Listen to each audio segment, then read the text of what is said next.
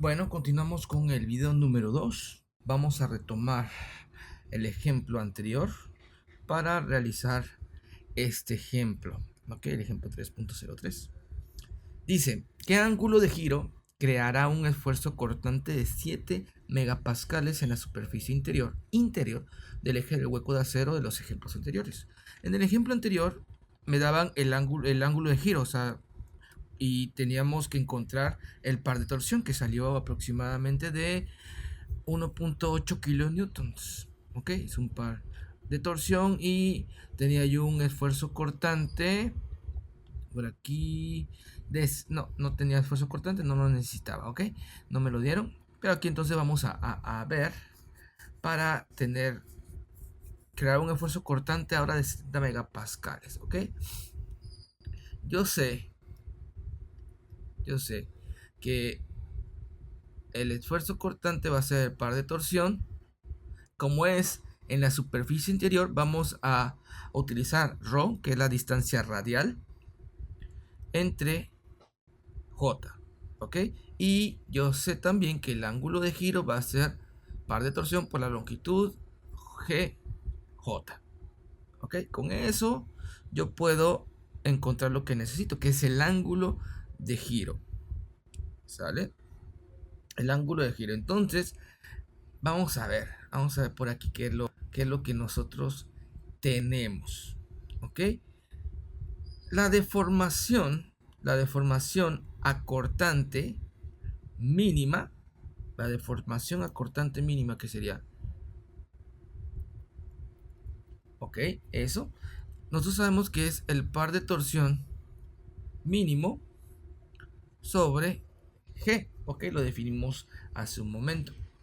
Aquí el par de torsión que yo voy a utilizar para que sea el mínimo serían 70 por 10 a la 6 sobre el módulo de rigidez, que sería el del anterior, 77 por 10 a la 9.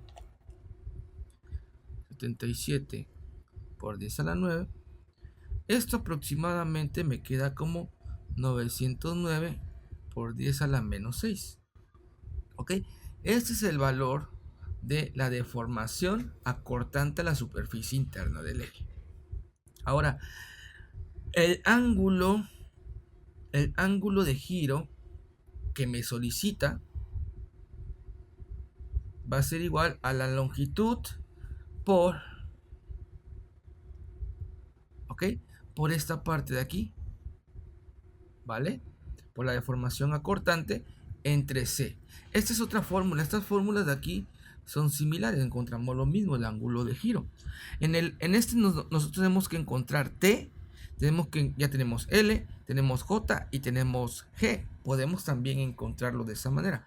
Este es otro método utilizando otra fórmula, que es la longitud por la deformación acortante entre el radio. En este caso sería igual a 1500 milímetros. Si lo tomamos en milímetros, aquí sería el diámetro, como es el diámetro interior, sería 20 milímetros.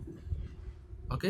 Y si lo multiplicamos por 909 por 10 a la menos 6,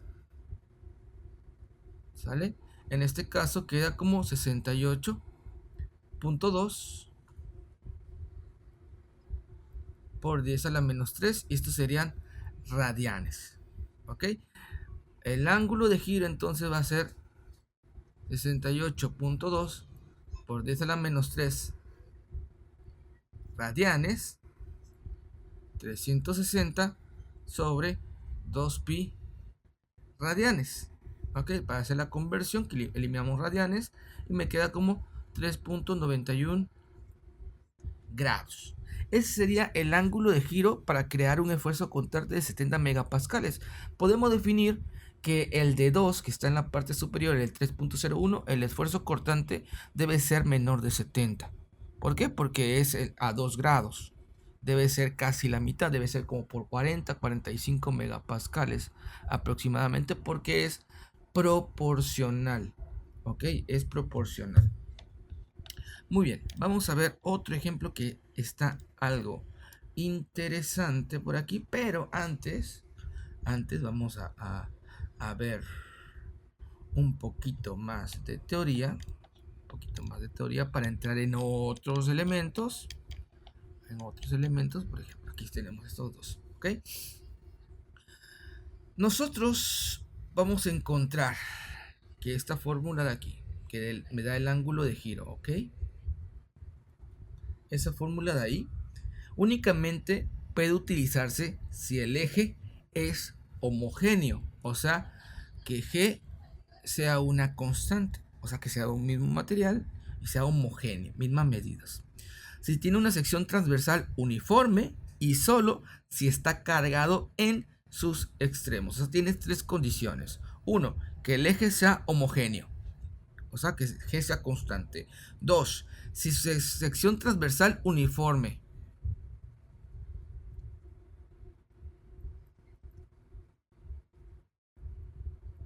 Sección transversal uniforme.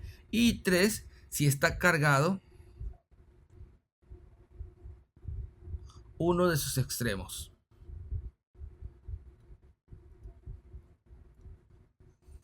¿Ok?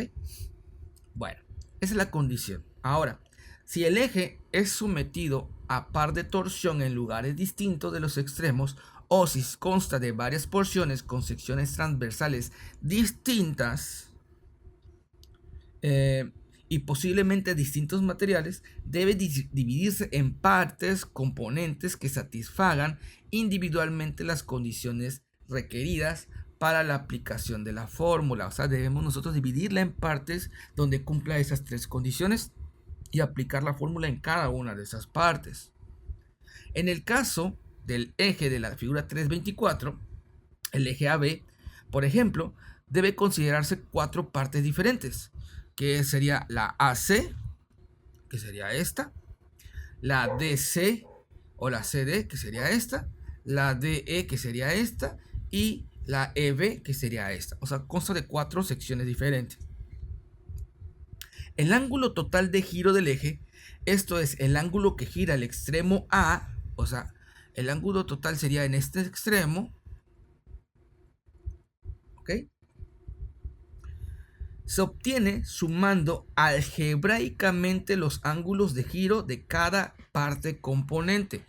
Al sacar el ángulo de giro de cada una de las secciones, se suman para encontrar el ángulo total del punto A con respecto al extremo B, como está girando. ¿Ok? Denotando respectivamente con un par de torsión TI, una longitud LI, un momento polar de inercia JI, y si fueran de diferentes materiales, un módulo de rigidez GI.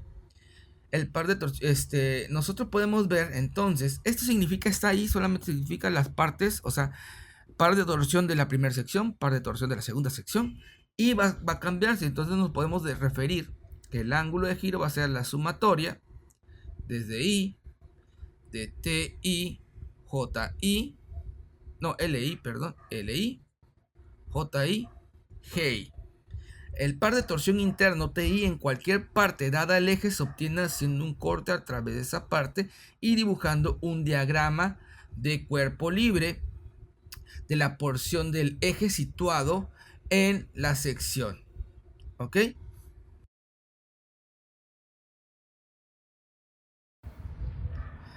¿Sale? Aquí nosotros podemos analizar cierta parte. En este caso, en el caso de que un eje con sección transversal circular variable, como vemos en la figura 325, la fórmula que está acá arriba, esta del ángulo de giro, puede aplicarse a un disco con grosor de X, o sea, con una diferencia de grosor. El ángulo por el que una cara del disco gira con respecto a la otra, yo lo puedo definir como esta parte. La diferencia del ángulo de giro va a ser igual al par de torsión por la diferencia de las sección transversales, ¿ok? O del grosor de la pieza entre el momento polar de inercia por el módulo de rigidez, ¿ok? Donde J es una función de X. J está en función de X, ¿ok?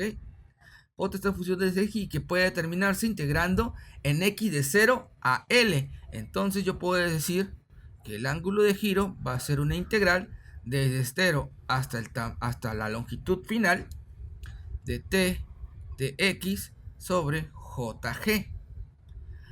Tanto el eje que tenemos ahí, ok,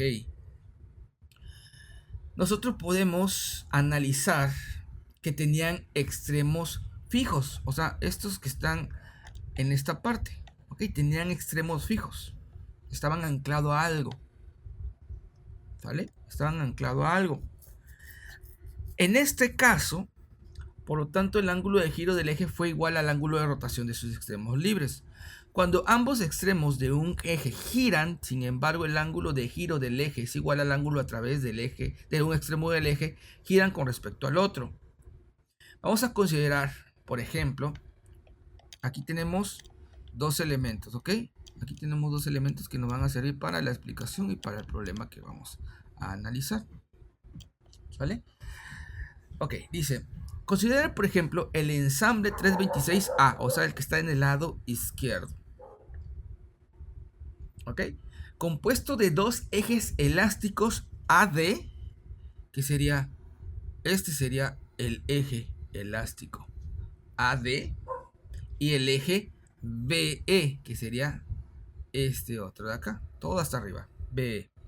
Cada uno de longitud L, la misma longitud, radio C y módulo de rigidez G, unidos a engranes que se juntan en un punto C. Si un par de torsión T se aplica en la parte superior, o sea, aquí en E, como se muestra en la figura, ambos ejes se van a torcer, puesto que el extremo D del eje AD está fijo, ok, aquí está fijo, el ángulo de giro AD se mide por el ángulo de rotación A. El extremo D no se va a mover, solamente el ángulo que va a importar sería el que ocurre en el extremo A, ok. Por otra parte, ya que ambos extremos del eje B giran, ok, el otro extremo, el ángulo de giro B es igual a la diferencia entre los ángulos de rotación de B y E. O sea, aquí voy a tener un ángulo de rotación y aquí arriba voy a tener otro ángulo de rotación. Va a ser la diferencia. Es decir, el ángulo de giro es igual al ángulo a través del cual el extremo E gira con respecto a B. Otra vez, el ángulo de giro es igual al ángulo a través del cual el extremo E gira con respecto al extremo B. Por lo tanto, yo voy a encontrar algo que se llama ángulo de giro relativo de E con respecto a B. Y eso dijimos ahorita que es la diferencia del ángulo de giro de E menos la diferencia del ángulo de giro de B. Y esto entonces va a ser igual a TL JG. ¿Ok? Que es lo que nosotros habíamos diseñado en esta parte. Bueno, dejamos el video hasta aquí para que no se haga tan largo. Vamos a resolver en el siguiente un problema con esta imagen que está sumamente interesante. Nos vemos en el tercer video.